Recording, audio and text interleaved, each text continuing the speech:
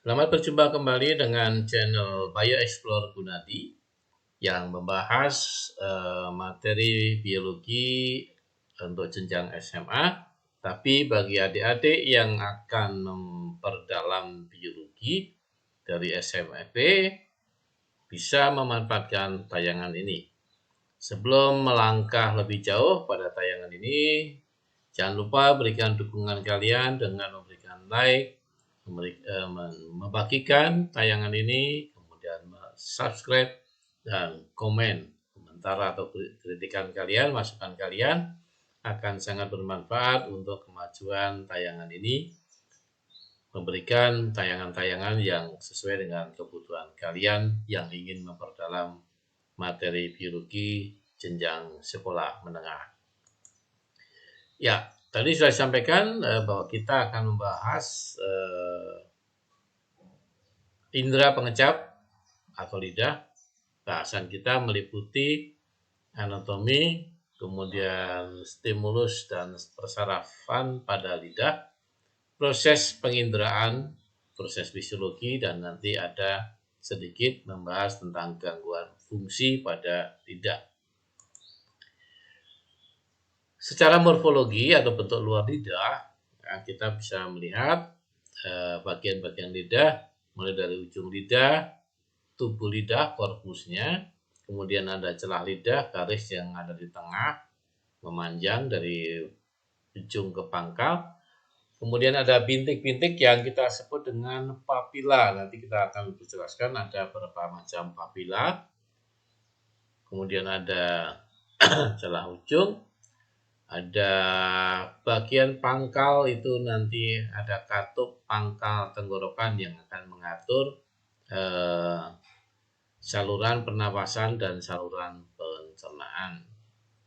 Ya, kemudian di sebelah kanannya kalian bisa melihat bahwa lidah kita sudah dipetakan untuk proses penginderaan rasa atau pengecapan, yaitu ada 4 rasa. Manis ada di paling depan, kemudian di belakangnya untuk rasa asin, di belakang asin ada asam, dan paling ujung di tengah-tengah kira-kira garis lurus dengan rasa manis adalah untuk area rasa pahit. Ya, tadi sudah disampaikan bahwa di lidah kita terdapat bintik-bintik halus yang membuat permukaan lidah kita menjadi kasar.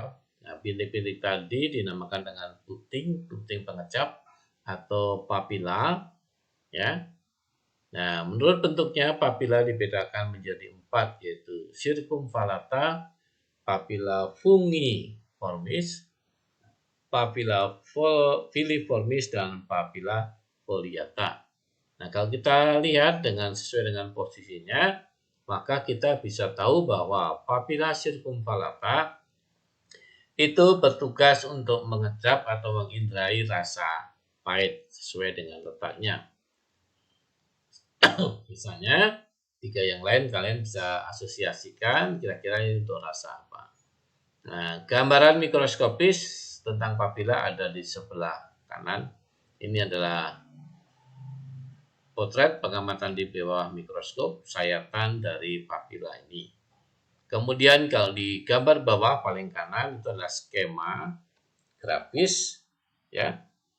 Satu papila itu kurang lebih isinya apa?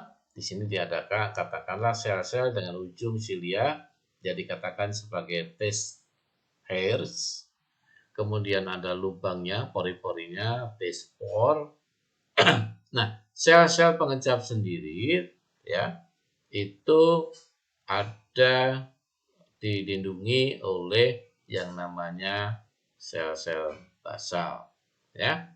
Kita lihat nanti di belakangnya. Nah, ini lebih detail walaupun tidak berwarna. Ya, satu papila besar itu kalau dibedah akan kelihatan di sini ada celah kecil. Pertama, bentuknya papila besar ini adalah seperti donat, ada melingkar. Kemudian di lingkaran dalam ada celah masuk, ya. Di dalam celah masuk inilah nanti akan terdapat kuncup-kuncup rasa, ya, yang bertugas untuk mengindrai zat yang masuk. Nah, kemudian kuncup rasa ini kita perbesar, maka tampaklah di sini ada sel pendukung, kemudian sel-sel indera yang berfungsi sebagai reseptor, di mana ujungnya terdapat rambut-rambut atau silia. Sel-sel indera ini kemudian akan berhubungan dengan serabut saraf yang akan membawa hasil penginderaan berupa impuls menuju ke pusat penginderaan pengecap di otak. Nah, ini strukturnya juga diperjelas di gambar yang di sebelah kanan, mulai dari sel-sel epitel pada lidah, sel-sel umum, kemudian ada sel-sel pendukung yang akan memperkuat posisi, dan sel indera itu sendiri. Ya, tadi gambaran di atas sudah disebutkan mengenai area lidah berkaitan dengan rasa. Manis di depan, pahit di belakang, di samping belakang itu ada asam, samping depannya adalah manis. Kemudian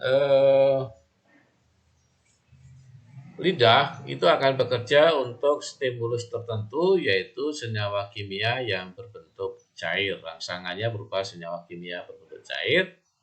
Yang pertama, rasa pahit itu bersumber dari senyawa-senyawa alkaloid, misalkan kafein, teobromin itu pada kopi dan pada coklat, kinin, kinol pada pil kina.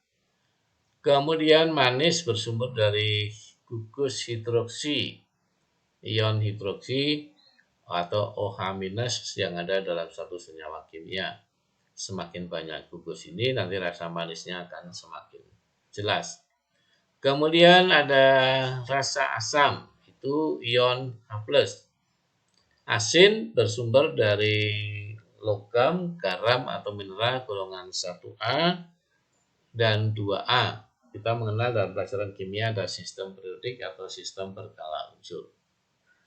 Kemudian yang saat ini berkembang ada rasa kelima, yaitu yang kita sebut dengan umami atau gurih, ya, yang umumnya dapat dirasakan apabila makanan ditambahi dengan MSG, monosodium glutamat.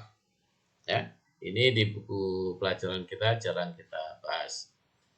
Kemudian ada yang kita namakan dengan sensasi. Sensasi itu apa? Itu adalah hasil penginderaan gabungan antara lidah dan hidung.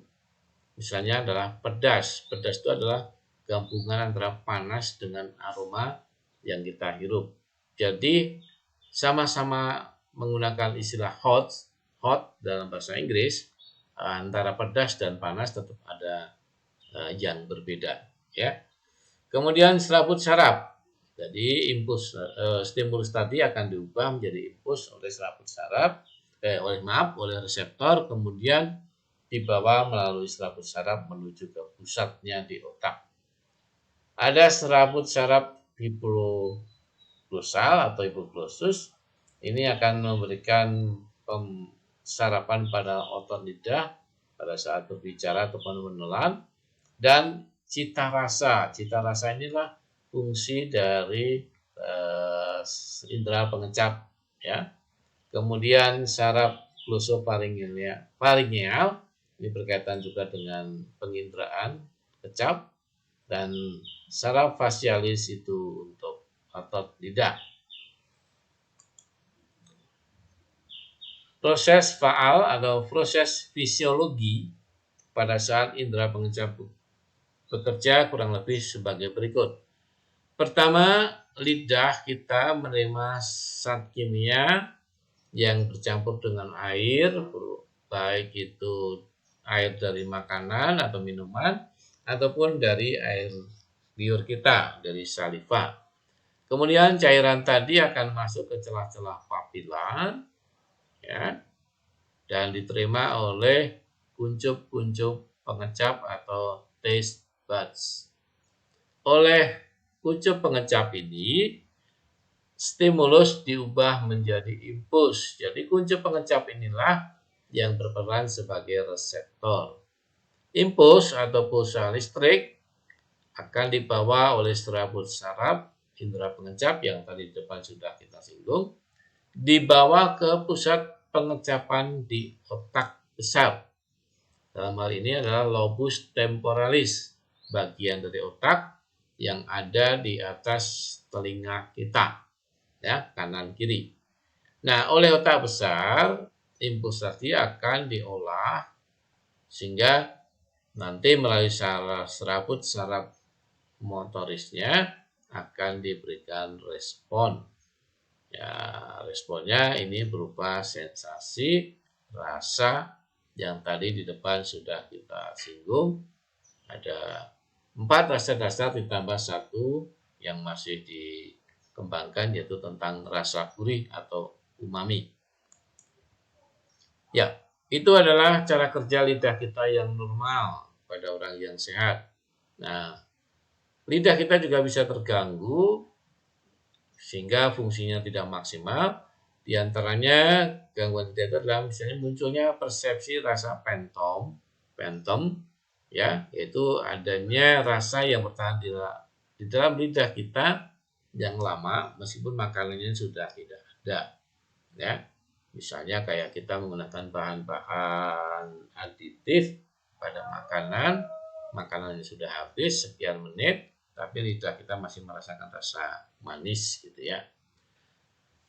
Hipogeusia yaitu kemampuan lidah untuk mengidentifikasi rasa manis, asin, pahit, dan asam atau serta umami tadi, kemampuannya semakin berkurang. Kemudian augesia, ya, ini gangguan fungsi lidah dan hidung sehingga kita tidak bisa atau selera kita mulai berkurang, ya. Yang keempat, dyskinesia, lidah kita merasakan rasa atau bau busuk, asin, tengik, atau aroma logam yang bertahan di dalam mulut kita. Itu yang bisa kita sampaikan mengenai indera pengecap atau lidah. Terima kasih kalian sudah melihat tayangan ini, ya.